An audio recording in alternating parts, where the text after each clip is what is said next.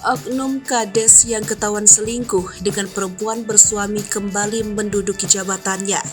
Tony Hasudungan Sitorus, Kepala Desa Perdamaian, Kecamatan Tanjung Morawa, Kabupaten Deli Serdang mendapatkan sanksi skorsing selama 6 bulan yang dijatuhkan oleh Bupati Deli Serdang Ashari Tambunan. Skors dijatuhkan saat fotosyur Tony Hasudungan Sitorus bersama J, istri warga beredar luas di masyarakat. Kabid Pembinaan Masyarakat, Desa Dinas Pemberdayaan Masyarakat dan Desa Kabupaten Deli Serdang, TM Yahya mengatakan Tony Hasudungan Sitorus sudah resmi kembali menjabat. Yahya mengatakan tidak ada surat yang dikeluarkan oleh Pemkab Deli Serdang sebagai tanda aktifnya Tony Hasudungan Sitorus. Sanksi pemberhentian sementara yang dikeluarkan Bupati Ashari sempat bertuang dalam SK Bupati Deli Serdang nomor 510 tahun 2022 tertanggal 31 Mei 2022. Sanksi pemberhentian itu terhitung selama 6 bulan.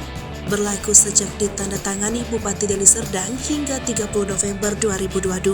Sanksi pemberhentian sementara ini hanya berjarak 11 hari dari pelantikan Tony Hasudungan Sitorus untuk periode ketiga menjabat sebagai Kepala Desa Perdamaian.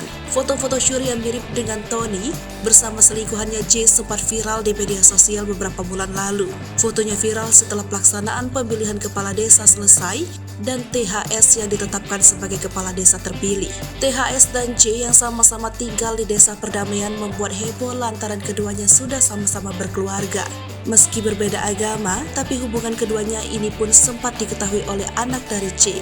Pada saat ini, J juga sudah bercerai dengan suaminya HS. Dari informasi yang dihimpun, saat ini masih banyak pendukung THS di desa tersebut. Ia dianggap menjadi pemimpin yang terbaik sehingga dimenangkan kembali dalam pemilihan kepala desa. Meski demikian, banyak juga warga yang mengaku tidak ingin lagi dipimpin oleh THS. Sebab THS dianggap sebagai kepala desa cabul yang melanggar norma agama dan kesusilaan.